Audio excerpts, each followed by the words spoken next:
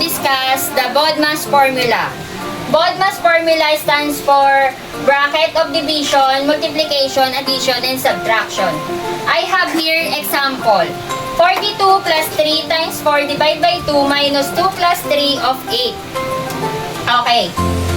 BODMAS means parentheses. Ito ang una nating isa-solve. 42 plus 3 is equals to 5. And then, kukopyahin natin yung remaining na number. 42 plus 3 times 4 divided by 2 minus 5 of 8. Sunod natin is isa-solve ay division. 4 divided by 2 is 2. And then, kukopyahin ulit natin yung remaining numbers. 42 plus 3 times 2 minus 5 times 8. And then, multiplication. 3 times 2 is equals to 6. And then, kukopyahin ulit natin yung natitirang numbers na 42 plus 6 minus 5 times 8. After ng multiplication, addition naman ang ating isa-solve. 42 plus 8 is equals to 48 minus 5 times 8 is equals to 40. 48, ang last nating solution ay, ang last nating step is subtraction. 48 minus 40 is equals to 8. Ang susunod naman natin isa-solve na formula ay ang arithmetic sequence. Ano nga ba ang arithmetic sequence?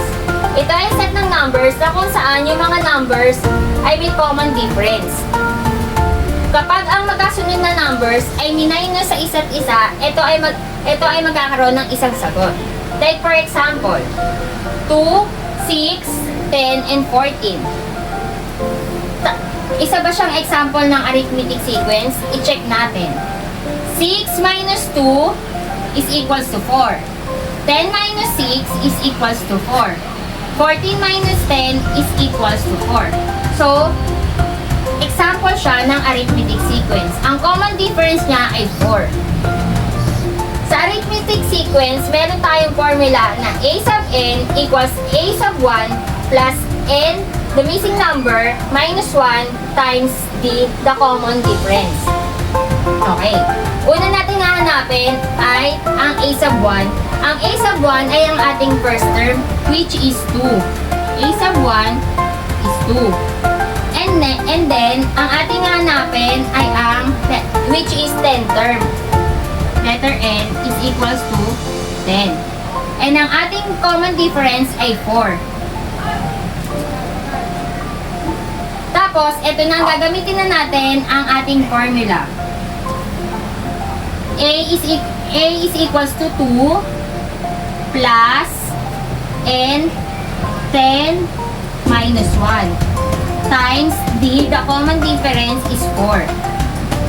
And then, 2 plus 10 minus 1 is equals to 9 times 4. 2 plus 9 times 4 is equals to 36. 2 plus 36 is 38. So, ito ang ating sagot, 38. Para ma-check natin kung tama ang sagot, ito. A sub 5, A sub 6, A sub 7, A sub 8, A sub 9, and A sub 10. 14 plus 4 is equals to 18. 18 plus 4 is equals to 22. 22 plus 4 is equals to 26. 26 plus 4 is equals to 30. 30 plus 4 is equals to 34. And A sub 10 is 34 plus 4 is equals to 38. Okay? Nagets po ba? Okay, meron tayo, para mas maintindihan nyo ang arithmetic sequence, meron pa akong isang example. 5, 12, 19, and 26. Ang hahanapin nating term ay 20. Ulit, kung anong ginawa natin dito sa procedure na to, ganun din ang gagawin natin dito sa problem number 2. hahanapin natin ang first term. A is equals to, ulit pala, ganito 5 minus 12 is 7. 19 minus 12 is 7. 26 minus 19 is 7. Yan ang kanilang common difference. Ilalagay na natin siya sa A sub 1 na ang ating first term, 5. Ang common difference niya is 7. At ang ating hinahanap ay 20th term. Gagawin na natin yung formula.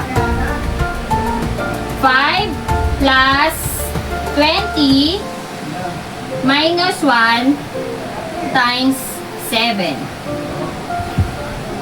5 plus 20 minus 1 is equals to 19 times 7. 5 plus 19 times 7 is equals to 133. 5 plus 133 is 138. Ayan ang tamang 20 term. Nagets po ba ang ating arithmetic sequence? Ang last formula na ating i-discuss ay ang PEMDAS formula. PEMDAS formula stands for parentheses, exponent, multiplication, division, addition, and subtraction. I have here an example. 13 plus 5, 2 squared plus 4, divide by 2. Okay. Ang una natin isi-solve ay ang exponent. 2 squared is equals to 4 plus 4. And then, i-bring down natin ang natitirang numbers. 13 plus 5 times 4 plus 4 divide by 2. Ang susunod natin ay ang 4 plus 4 is equals to 8. Then, copy natin ang natitirang numbers. 13 plus 5, 8 divide by 2. 5 times 8 is equals to 40. And then, 13 plus 40 divided by 2. Susunod natin ay ang addition. 13 plus 40 ay 13 plus 40 divided by 2 is 20. 13 plus 20 is equals to 33. And that's it. That's the PEMDAS formula.